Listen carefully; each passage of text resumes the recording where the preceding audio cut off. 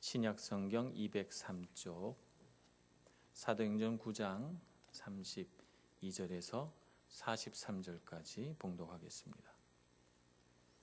그때 베드로가 사방으로 두루 다니다가 루따에 사는 성도들에게도 내려갔더니 거기서 에니아라 하는 사람을 만나매 그는 중풍병으로 침상 위에 누운 지 8해라.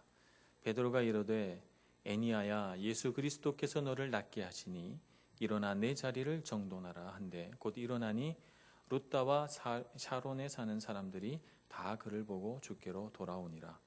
요빠에 다비다라 하는 여제자가 있으니 그 이름을 번역하면 도르가라. 선행과 구제하는 일이 심히 많더니 그때 병들어 죽음에 시체를 씻어 다락에 누이니라.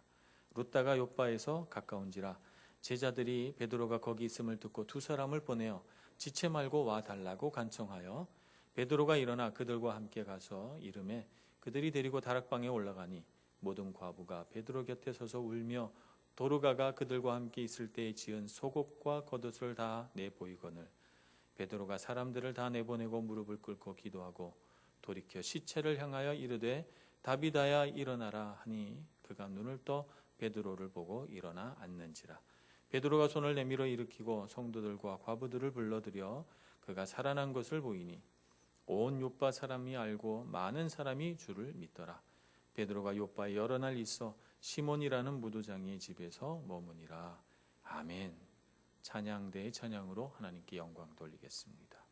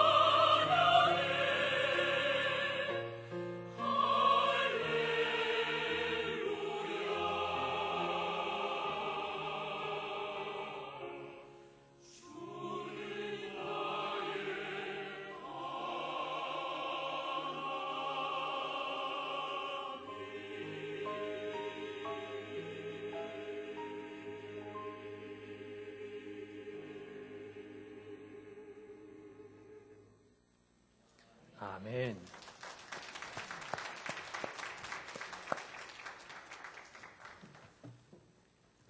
사도행전 9장은 사울이라 불리는 나중에 사도 바울이라 이렇게 불려지게 되는 사람이 어떻게 부활하신 예수님을 만나서 회심하게 되었는가, 또 그가 어떻게 박해하는 사람에서 예수 그리스도는 주시라고 복음을 전파하는 사람이 되었는가 하는 과정을 우리에게 설명해 줍니다. 우리의 마음은 이 사울 얘기를 조금 더 들었으면 좋겠다 싶은데, 오늘 본문의 말씀 보니까 사울 얘기를 하다가 갑자기 뚝 자르고 베드로 얘기가 등장하니까 사울은 어떻게 됐나 궁금하기도 하고, 여기 왜 갑자기 베드로 얘기가 나올까 이런 싶은 생각도 들고 그럽니다. 우리가 성경을 볼 때 이 사도행전이 위인전기가 아니라는 것을 우리가 알아야 됩니다. 우리는 감정이입이 되다 보니까 사도 바울의 얘기가 나오면 사도 바울의 얘기를 처음부터 끝까지 다 듣고 싶고 더 알고 싶고, 베드로 얘기가 나오면 베드로 얘기를 또 처음부터 끝까지 다 듣고 싶은 그런 마음속에 빠져들다 보니까 이렇게 얘기가 뚝 잘라져서 다른 사람이 등장하면 조금 혼란스럽고 흐름이 어떻게 되는 걸까 이런 생각을 하게 됩니다. 사도행전 1장 8절에 선포하신 것처럼 오직 성령이 너희에게 임하시면 너희가 권능을 받고 예루살렘과 온 유대와 사마리아와 땅끝까지 이르러 내 증인이 되리라 하는 말씀이 어떻게 말씀대로 전개되어 나가는가라고 하는 과정을 서술한 책입니다. 그래서 처음에는 예루살렘에서 어떻게 영적인 부흥이 일어났으며 그것이 온 유대 가운데 어떻게 퍼져나갔으며 그것이 사마리아 땅에 어떻게 전해졌고, 이제 사마리아를 비롯한 그 주변 지역으로 어떻게 사도들의 수고와 더불어 말씀이 전파되는가, 이럴 때 이 전파되는 과정에서 하나님께 쓰임받는 사람들이 어떤 사람이 있었는가 하는 것을 소개해 주고 있는 것이죠. 그러니까 우리는 사울의 이야기는 또 나오겠지 생각하고 얼른 베드로에게 집중해야 될 필요가 있습니다. 오늘 베드로가 두 군데를 방문합니다. 여러 군데를 방문했지만 오늘 특별히 두 군데를 집중적으로 소개하고 있는데요. 한 장소는 루다라고 하는 곳이고 또 한 장소는 요빠라고 하는 곳입니다. 루다는 이스라엘의 산악지대, 예루살렘이 산 위에 있잖아요. 산악지대와 해안지대, 평야지대를 이렇게 이어주는 그런 도시입니다. 교통의 중심지라고 말할 수 있어요. 산에서 내려오려고 해도 루다를 지나가야 되고, 또 평야지대에서 산으로 올라가려고 해도 루다를 지나가야 됩니다. 그래서 이 지역 일대를 우리가 그 유명한 샤론 평야지대다 이렇게 말하는데 거기에 있습니다. 거기에서 한 남자를 만나게 되는데 이 사람은 애니아라고 하는 이름을 가졌는데 중풍병자고 8년 동안 누워서 사람들이 보살펴줘야 되는 이런 병을 앓고 있었습니다. 이 사람을 베드로가 고쳐줍니다. 요빠에서는 다비다라고 하는 유명한 여제자가 죽었다는 소식을 듣게 됩니다. 이 사람이 얼마나 헌신적으로 구제하고 다른 사람들에게 사랑을 베풀었는지 많은 과부들이 와서 함께 눈물을 흘리며 애통해합니다. 베드로가 이 여자의 죽음을 듣고 급히 요빠라는 도시로 가서 이 여인에게 안수하고 하나님께 힘써 기도했더니 이 다비다라는 여제자가 살아나는 역사가 일어납니다. 오늘 그 두 가지 이야기를 함께 묶어서 묵상해 보려고 합니다. 우리가 가장 먼저 알아야 할 것은 오늘 이 기적 이야기의 주인공은 베드로가 아니라는 사실을 우리가 명심해야 합니다. 오늘 이 기적 이야기에서 높아지실 분은 하나님이시고 드러나실 분은 예수님이시라는 것을 우리가 꼭 알아야 합니다. 그래서 루다에서 애니아를 고쳐주실 때 뭐라고 말씀하는가 하면 애니아야 예수 그리스도께서 너를 낫게 하시니 라고 말합니다. 베드로가 내가 이제 너를 고쳐주겠으니 라고 말하지 않습니다. 예수 그리스도께서 너를 낫게 하시니, 예수님께서 이 애니아라고 하는 사람을 불쌍히 여기시고 낫게 해주시기로 마음 먹으셨기 때문에 그 구원의 통로로 베드로를 사용하신 것이라는 것입니다. 그러니까 베드로는 그냥 하나님 손에, 예수 그리스도 손에 쓰임받은 도구이지 결코 주인공이 아니라는 사실입니다. 또 욥바에서 다비다를 고칠 때도 다비다야 일어나라 라고 말하기 전에 베드로가 어떻게 하는가? 40절에 보면 사람을 다 내보내고 무릎을 꿇고 기도하고 돌이켜 그 시체를 향하여 명령합니다. 그러므로 그 능력을 주신 분은 하나님이시지 베드로가 자기가 무슨 능력으로 이 사람을 죽음에서 살아나게 할 수 있다는 말입니까? 그런데 이상하게도 우리는 자꾸 베드로에게 눈이 갑니다. 베드로에게 눈이 가서 야, 나도 베드로 같은 능력이 있으면 좋겠다. 신앙인이라면 한 번쯤 성경의 이 기적 이야기들을 쭉 읽으면서 나에게도 신유의 은사를 주셔서 병 고치는 은사가 있으면 얼마나 좋을까. 그래서 누가 아프다 그러면 가서 손 얹고 기도하면 막 병이 낫고, 야, 그러면 좋을 텐데. 뭐 우리가 그런 은사를 가질 거라고 생각은 하지 않으면서도 그랬으면 좋겠다라고 하는 생각을 누구든지 한 번쯤 생각해 보았을 것입니다. 그런데 어떤 신앙인들은 그런 열망이 너무 크다가 보니까 이런 신비로운 현상들을 쫓아다니면서 신앙생활 하시는 분들도 나오게 됩니다. 그래서 어떤 집회에서 사람들이 쓰러졌다 그러면 그 집회 가야 되고, 또 요즘에 미국에서는 집회를 하면 사역자가 이렇게 쓱 지나가면 그 주변에 있던 사람들이 막 웃음이 터진대요. 그래서 막 견딜 수 없게 웃음이 나와서 한 2시간, 3시간 이렇게 웃는 이런 현상도 있다고 하고, 또 어떤 집회 가면 막 손 들고 기도하는데 온몸이 막 부들부들 떨면서 기도하기도 하고, 또 어떤 데 집회에는 금가루가 나타났다고 그러고, 또 아말감으로 이렇게 했던 그 이가 금이빨로 변했다고 하고, 이런 일들을 하면 야, 나도 그 집회 가서 그런 거 한번 경험해 봤으면 좋겠다 하는 분들도 나옵니다. 또 신비한 이런 현상들을 일으키는 사역자들을 흉내내려고 하는, 그래서 그런 사람들한테 가서 나도 그런 능력을 좀 받아봤으면 이렇게 해서 그런 것을 흉내내거나 혹은 그런 사역자에서 그런 능력을 받으려고 또 기도받는 이런 사람들도 나오는 것을 보면 참 우리의 신앙이 어리석고 참 우리 신앙의 중심이 많이 흔들릴 수 있구나 하는 생각을 하게 됩니다. 이런 것을 이제 신비주의적인 신앙이다 이렇게 말합니다만, 신비주의라고 하는 것을 딱 구분해서 이것은 뭐다라고 정의를 내리기는 어렵습니다. 왜냐하면 신비주의라고 하는 것은 하늘의 것과 하늘의 그 영적인 것들과 땅의 우리 어떤 육체적인 것들을 절묘하게 잘 배합시켜 놨기 때문에 이것이 전부 하나님이 하신 일이 아니다라고 말할 수도 없고, 또 이것이 전부 다 하나님이 하신 일이 아니다라고 말할 수도 없는 그런 아주 뭔가가 하늘과 땅이 막 섞여 있는 이런 형태이기 때문에 그렇습니다. 그렇다면 우리가 이런 기적 이야기들이 성경에서 많이 등장하고 또 오늘날에도 그런 기적을 일으킬 수 있고 경험할 수 있다고 생각하면서 신앙생활의 중심을 잃어가는 이때에 우리가 어떻게 하면 이것을 잘 분별해서 올바른 신앙생활을 할 수 있을까? 분별하는 방법은 없나 하는 생각을 하게 되는 것이죠. 신비주의라고 하는 것은 본질적으로 영적인 힘을 소유하려고 하는 욕망이에요. 영적인 힘을 소유하려고 하는 욕망. 누가? 내가 주인공이 되고 내가 중심이 되고 내가 소유하려고 할 때 그것을 신비주의라고 말할 수 있고, 그것은 위험하다 이렇게 말할 수가 있는 것입니다. 하나님의 능력을 누가 소유할 수 있으며 하나님의 능력을 가지고 행하면서 누가 내가 뛰어나다, 내가 특별하다 이렇게 말할 수가 있겠습니까?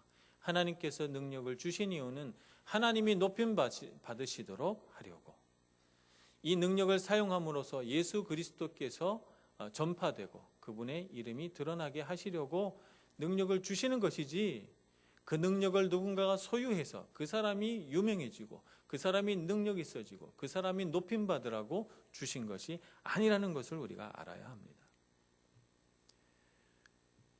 하나님의 능력, 하나님의 약속, 하나님의 은혜는 다 하나님의 것입니다. 결코 사람이 소유할 수가 없어요. 우리는 소유하는 것이 아니라 흘려보내는 것입니다. 하나님의 능력을 우리에게 주시면 그 능력을 흘려보내는 것이고, 하나님이 은혜 주시면 은혜를 흘려보내는 것이고, 하나님께서 우리에게 약속하시면 그 약속으로 하나님을 다시 높여드리는 것이지, 우리가 소유하는 것은 욕심이요 죄가 되는 것입니다. 만약 그것을 우리가 소유하려고 하면 어떻게 되는가? 우리 모든 사람은 다 하나님의 권위 아래 순복하고 순종하는 사람이 되어야 되는데, 그것을 소유하는 대신에 소유하게 되면 어떻게 되는가 하면 하나님을 자기 자신을 위하여 부리는 사람이 돼요. 이용하는 사람이 된다는 것이죠. 그러니 이것은 하나님 앞에 엄청난 죄가 되는 것입니다. 그러므로 우리는 다 하나님의 능력과 권위 아래에 있다 생각하고, 주님께서 우리에게 무슨 은사를 주시든 무슨 은혜를 주시든 능력을 주시든 그것은 하나님의 것이지 내 것이 아닌 줄 알고 겸손히 하나님 앞에 쓰임받는 저희들이 되기를 소원합니다. 그럼에도 불구하고 참 구약 성경에서부터 쭉 발견되는 것은 우리 사람이 연약한 존재라 이렇게 잘못 생각하는 사람들이 지금 고대로부터 지금까지 참 많이 있었다는 사실이에요. 구약 성경에 보면 사울이라고 하는 왕은 블레셋 군과 싸우기 전에 너무너무 두려운 나머지 신접한 여인을 찾아갑니다. 말하자면 귀신하고 대화할 수 있는 그런 여인을 찾아간 거예요. 그래서 그 여인에게 요청합니다. 사무엘을 불러달라고 말이죠. 사무엘은 이미 죽었는데 그 사무엘의 영을 불러달라고 합니다. 사무엘이 살아있을 때 늘 자신에게 조언을 하고 비록 쓴소리를 많이 했지만 자신에게 하나님의 뜻을 전해준 사람이니까 이번에도 사무엘에게 듣고 싶은 거예요. 그래서 신접한 여인에게 가서 사무엘의 영을 불러달라고 합니다. 사무엘은 자신의 영을 불러온 사울에게 크게 꾸짖으면서 이번 전투에서 당신이 죽게 될 거라고 그만 그렇게 선언하고 맙니다.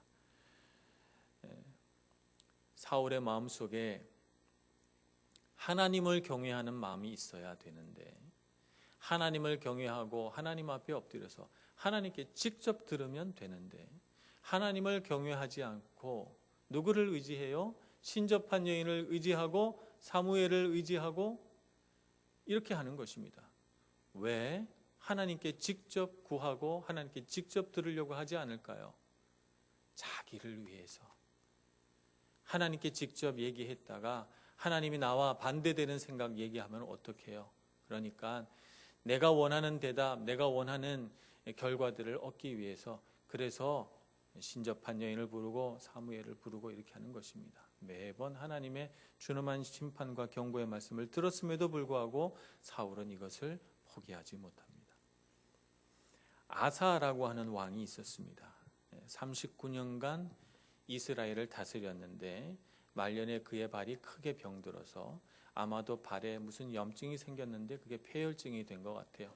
그래서 이 발에 무슨 병이 생겼는데 생명이 위독하게 됩니다. 근데 성경에 보면 이렇게 기록합니다. 여호와께 구하지 않고 의원들에게 구하니 이렇게 말씀합니다. 하나님께 살려달라고 기도하고 구해야 되는데 그렇게 하지 않고 의원들에게 구했대요. 지금은 의사들은요, 지금의 우리 의사는 전문가들이에요. 공부 많이 해야 되고 또 실전 경험을 많이 쌓아야 되고 아무나 의사 될 수 없습니다.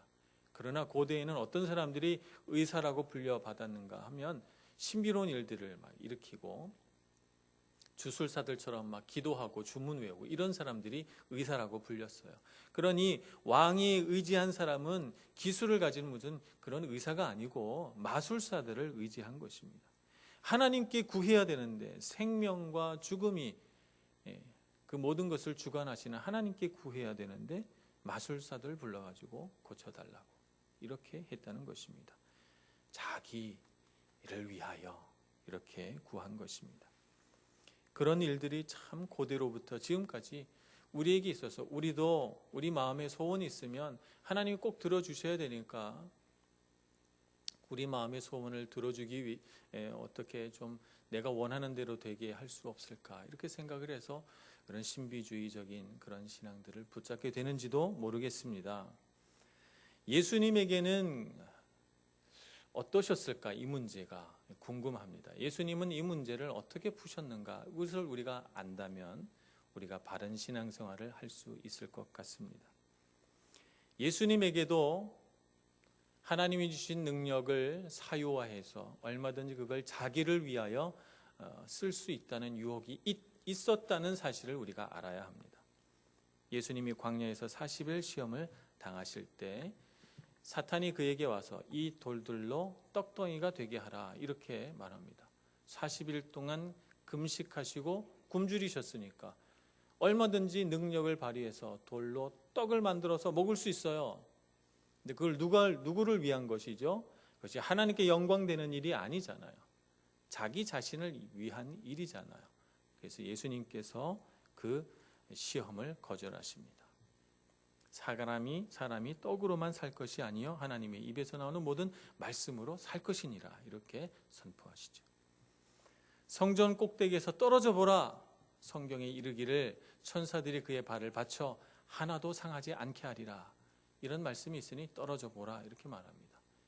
예수님께서 얼마든지 그런 능력을 보여주실 수 있지만 그건 누굴 위한 일이에요?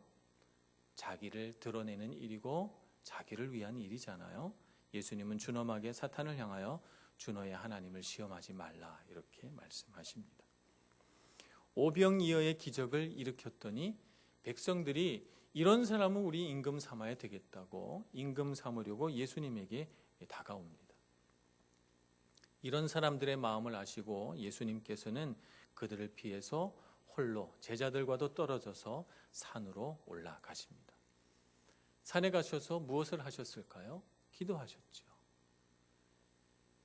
하나님께서 참 많은 능력을 어떻게 보면 하나님께서 가지신 주권을 예수님에게 거의 모두 다 내어주셨지만 예수님은 그것을 자기 자신을 위하여 자기가 영광 받으려고 자기가 높임 받으려고 한 번도 사용하지 않으시고 오히려 그 모든 기적과 놀라운 신비로운 일들을 통해서 다 하나님께 영광을 올려드리고 그리고도 또 주님 앞에 나가서 기도하셨던 것입니다. 예수님께서 잡히시던 날 밤 성전에 있는 여러 군인들과 함께 제사장들이 왔을 때 예수님을 잡으려고 하자 제자들 중에 한 사람이 칼을 빼어 그들 중에 한 사람의 귀를 팹니다. 얼마나 정교하게 칼을 썼는지 귀만 베졌어요. 예수님께서 그 떨어진 귀를 주셔가지고 귀를 붙여주시고 이렇게 말씀하십니다. 칼로 일어선 자는 칼로 망하느니라. 내가 지금이라도 12군단도 더 되는 천사를 보내게 할 수 없을 줄 아느냐라고 이렇게 반문하십니다. 로마에서 한 군단이 보통 한 6천 명 되니까 12군단 하면 한 7만 명이 넘는 7만 2천 명 정도 되는 엄청난 상징이겠지만 굳이 계산한다면 그렇게 되는 것이죠. 예수님께서는 사람에게 잡히고 능욕당하고 십자가를 지는 이 길을 얼마든지 안 가실 수 있는 능력이 있습니다. 얼마든지 그렇게 하지 않고 세상에서 천군 천사를 불러내어 이 모든 악한 자들을 꾸짖고 심판하실 수 있어요. 근데 그렇게 하지 않으셨습니다. 능력을 자기 자신을 위해 사용하지 않으시고 오히려 하나님께서 명령하신 대로 순종하는데 자기의 마음과 생각과 몸을 다 바치신 것입니다. 오늘 그래서 우리는 하나님 안에서 놀라운 일들이 있습니다. 하나님 안에서 놀라운 기적들이 있고 하나님의 능력은 지금도 이 땅에 놀랍게 베풀어집니다. 그러나 그 일을 통해서 누가 영광 받으셔야 할까요? 하나님이 영광 받으셔야 할 줄로 믿습니다. 비록 하나님께서 그 영광을 나타내실 때 사람을 사용하시지만 결코 사람이 영광 받아서도 안 되고 영광 받을 수도 없는 것입니다. 신명기 13장을 보겠습니다. 신명기 13장 1절에서 3절 말씀을 제가 한번 봉독하겠습니다. 너희 중에 선지자나 꿈꾸는 자가 일어나서 이적과 기사를 내게 보이고 그가 내게 말한 그 이적과 기사가 이루어지고 너희가 알지 못하던 다른 신들을 우리가 따라 섬기자고 말할지라도 너는 그 선지자나 꿈꾸는 자의 말을 청종하지 말라. 이는 너희의 하나님 여호와께서 너희가 마음을 다하고 뜻을 다하여 너희의 하나님 여호와를 사랑하는 여부를 알려하사 너희를 시험하심이니라. 아멘. 그러니까 우리 신앙생활에서 정말 중요한 것은 내 삶에 얼마나 많은 기적들이 일어나느냐가 아니라 내가 얼마나 하나님을 사랑하느냐라고 하는 것이 우리 신앙에서 가장 중요하다는 것입니다. 그러므로 신비로운 일을 쫓아가려는 우리의 마음을 붙들어서 나는 얼마나 하나님을 사랑하는가, 나는 얼마나 하나님을 높이고 경외하는가라고 하는 문제에 더 깊이 집중할 수 있어야 되겠습니다. 이것을 예수님께서는 이렇게 표현하셨습니다. 우리 요한복음 15장을 보겠습니다. 요한복음 15장 4절 5절 말씀을 제가 한번 봉독하겠습니다. 내 안에 거하라 나도 너희 안에 거하리라. 가지가 포도나무에 붙어있지 아니하면 스스로 열매를 맺을 수 없음 같이 너희도 내 안에 있지 아니하면 그러하리라. 나는 포도나무여 너희는 가지라. 그가 내 안에 내가 그 안에 거하면 사람이 열매를 많이 맺나니 나를 떠나서는 너희가 아무것도 할 수 없습니다. 예수님을 떠나서는 아무것도 할 수 없는 거예요. 마치 포도나무 가지가 포도나무에 붙어있지 않은 채로 내가 열매를 맺을 수 있다고 장담하는 것처럼 이것은 어리석은 일입니다. 그러므로 우리가 이 세상에서 무슨 향기로운 열매를 맺든지 하나님의 놀라운 능력과 기적을 체험하든지 그 모든 것은 다 우리가 포도나무이신 예수님께 붙어 있을 때 가능한 거지, 내가 붙어 있지 않은 채로 열매를 맺으리라, 놀라운 기적을 맛보리라 하는 것은 참 어리석은 것이라는 사실입니다. 이것을 사도 바울은 갈라디아에서 이렇게 말합니다. 갈라디아서 2장 20절을 보겠습니다. 내가 그리스도와 함께 십자가에 못 박혔나니 그런즉 이제는 내가 사는 것이 아니요 오직 내 안에 그리스도께서 사시는 것이라. 이제 내가 육체 가운데 사는 것은 나를 사랑하사 나를 위하여 자기 자신을 버리신 하나님의 아들을 믿는 믿음 안에서 사는 것이라. 아멘.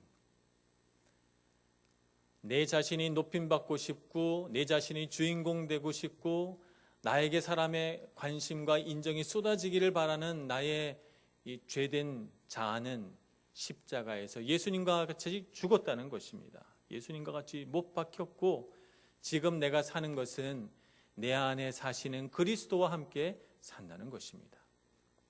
나를 위해 아들도 아낌없이 주신 그 하나님의 사랑을 믿는 믿음 안에서 살아가는 것이다. 이렇게 사도 바울은 고백합니다.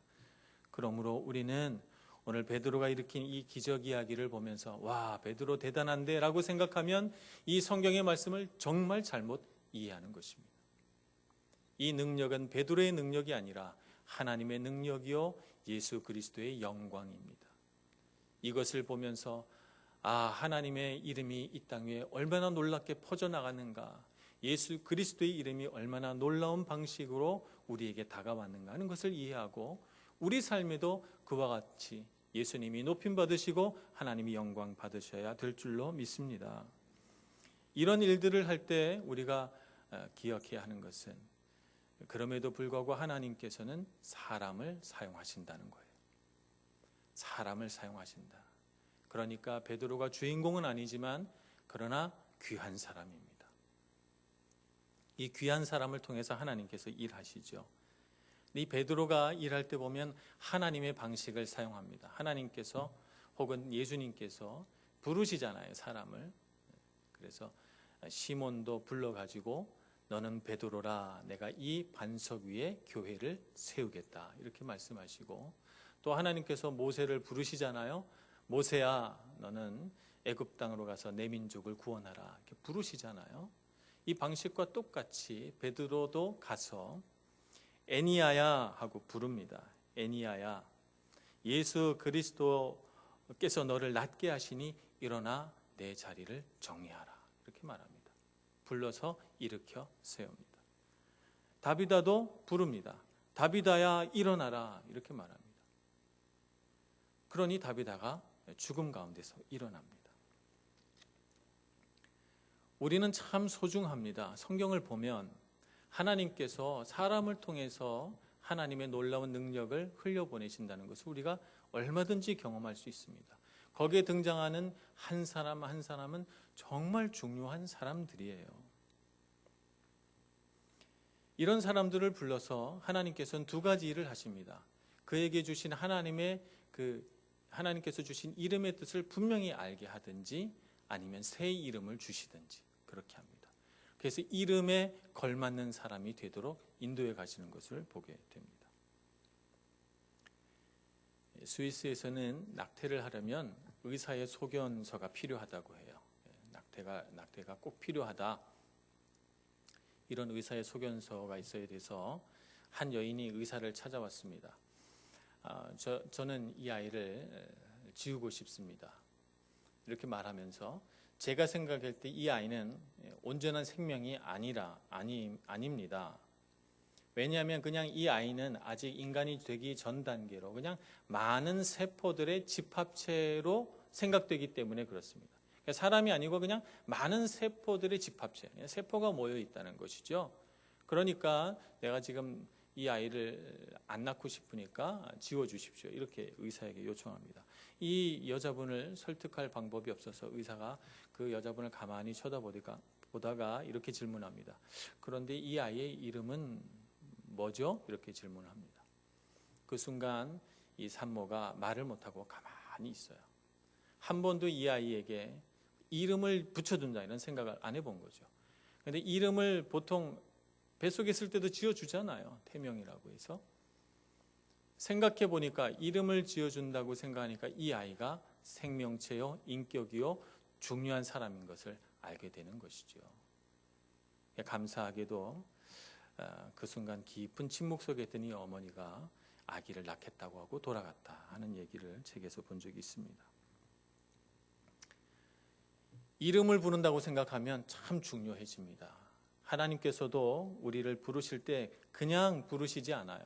우리의 이름을 기억하시고 우리 이름을 부르시고 때로는 우리 이름을 바꾸셔서 하나님의 사람으로 살게 하시죠. 성경에 보면 하나님께서 이름을 부르십니다. 모세를 향해서는 출애굽기 33장 17절에 보면 내가 이름으로도 너를 알미라 이렇게 말씀하십니다. 이스라엘을 향해서 말씀하시기를 너는 두려워하지 말라 내가 너를 구속하였고 내가 너를 지명하여 불렀나니 너는 내 것이라 이렇게 말씀하십니다. 지명하다는 말은 내가 너의 이름을 불러서 내 것을 삼았다는 말입니다. 이스라엘로 하여금 70년 포로 생활에서 돌아오게 할 때 그 포로 생활을 해방시키는 왕이 페르시아의 고레스 왕입니다. 이 고레스 왕을 향해서 이사야서 45장 3절에 보면 내 이름을 부르는 자가 나 여호와 이스라엘의 하나님인 줄 알리라 이렇게 말씀하십니다. 고레스의 이름을 부르는 자가 여호와 하나님 이스라엘의 하나님인 줄 알리라 이렇게 선포하시죠. 고레스의 이름도 불러서 하나님의 도구로 쓰십니다. 제가 전에 그 대학교 때 하숙 생활할 때 하숙집 아주머니 이름이 성은 배시요 이름이 신자였어요. 그래서 그 집 딸이 너무 고통스러워했어요. 그때는 뭐 은행 가면 지금은 띵동하고 그 번호가 나오지만 예전에는 창구 직원이 이름을 불렀거든요. 배신자 씨 이렇게 부르면 뭐 딸이 너무 창피해가지고 후 닦아가지고 빨리 하고 도망치듯이 은행 나오고 이랬다는 그런 얘기를 들었어요. 근데 이 분이 이 딸과 어머니가 하루는 성당에 가서 하나님을 알고 신앙을 갖기로 하셨어요. 그래서 교육을 굉장히 오랫동안 받으시더니 거기서 세례를 받으셨습니다. 그래서 베로니카라고 하는 세례명을 받아가지고 오셨어요. 이태리 이름이죠. 받아갖고 오셔서 너무 좋아하시는 거예요. 그러면서 그날 저녁에 맛있는 음식을 해주시면서 저에게 말씀하시기를 자기가 이제 내 이름의 뜻을 알았다는 거예요. 믿을 신자 아들 자자 믿는 자로 하나님께서 나 태어날 때부터 나를 부르셨다는 것을 내가 이제 알았다. 내가 이름을 참 부끄럽다고 생각하고 부모님 왜 이렇게 이름을 지어주셨나 그랬는데 이제는 이름이 너무 자랑스럽다는 거예요. 믿는 자가 되고 나니까 말입니다. 우리는 이 세상을 살아가면서 우리를 부르시는 하나님의 뜻을 알아야 합니다. 세상에 사람들이 너무 많고 우리의 삶이 마치 기계처럼 움직여가고 사회가 대중화되면서 오히려 익명으로 이름을 밝히지 않고 살아가는 것이 더 편리한 세상이 돼서 내가 그렇게 중요한 사람인 줄 모르고 살아갑니다. 아닙니다. 주님은 그때나 지금이나 변함없이 우리 한 사람 한 사람을 소중하게 여기십니다. 그래서 우리 각자마다 독특한 하나님의 부르심을 경험하도록 우리 각자마다 독특한 영적인 경험을 하게 하시죠. 오늘 첫 번째로 룻다에서 병이 나온 이 애니야라고 하는 사람은 그 이름이 찬양하다라고 하는 뜻입니다. 그 전까지 아마 자기 이름의 뜻을 몰랐을 것입니다. 그러나 병에서 노여나면서 그 하나님을 바라보며 찬양하면서 내 이름이 애니야가 맞구나. 하나님을 찬양하라고 나를 이 세상에 부르셨구나 하는 것을 그가 깨닫게 되었을 것입니다. 다비다라고 하는 이 이름은 번역하면 도르가라고 하는데 영양이라는 뜻입니다. 다비다야 일어나라. 영양아 일어나라 이렇게 되는 거죠. 그래서 일어나서 뛰라는 거예요. 그 전처럼 절벽과 평야를 산지를 뛰어다니는 이 영양처럼 열심히 뛰어다니며 하나님을 찬양하고 섬기고 구제하며 하나님의 능력을 드러내라. 일어나라. 뛰어라. 이렇게 말씀하고 있습니다. 우리는 우리를 독특한 하나님의 사람으로 우리 각자를 부르신 줄로 믿습니다. 그것을 알고 주님의 부르심에 헛되지 않게 내 이름에 부끄럽지 않게 아름답고 귀하게 살아서 주님의 그 살아계신 능력들을 흘려보내고 또 많이 경험해서 하나님께 영광 돌릴 수 있는 저와 여러분 되기를 간절히 소원합니다. 기도하겠습니다. 자비로우신 하나님, 그 크신 하나님의 은혜를 기억하며 우리를 위해 죽으시고 자기 자신을 하나도 아끼지 아니하시고 그 몸의 육체와 물과 피와 생명까지 다 우리에게 내어주신 주님께 감사와 찬송을 올려드립니다. 주님께서 우리를 향해 부으신 사랑을 알고 우리도 그 사랑을 세상에 흘려보내는 사람 되게 하여 주옵소서.